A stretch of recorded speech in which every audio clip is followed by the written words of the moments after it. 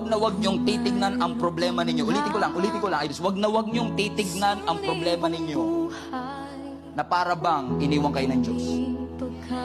Wag na wag niyo pong titignan ang problema ninyo na para bang hindi naging tapat ang Panginoon sa atin. Wag na wag natin titignan ang mga closed doors ng buhay natin na para bang hindi kayang gawin ng Diyos yung dati niya nang ginagawa sa atin. Kasi ang katotohanan, may mga chances at may mga pagkakataon pa nga sa buhay natin na minsan si Lord pa ang nag-o-orchestrate ng challenges. Ilalagay niya talaga sa harap natin.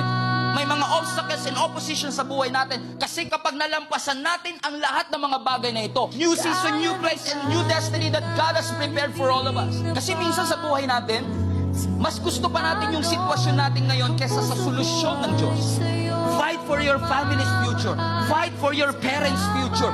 Fight for your children's future. May obstacle, yes. Don't let the presence of obstacle. God is always on your side. Makes you doubt the purposes of God in your life. Na kahit mahirap ang buhay, kaya kong umiti. Na kahit may challenges, kaya kong maging maligaya.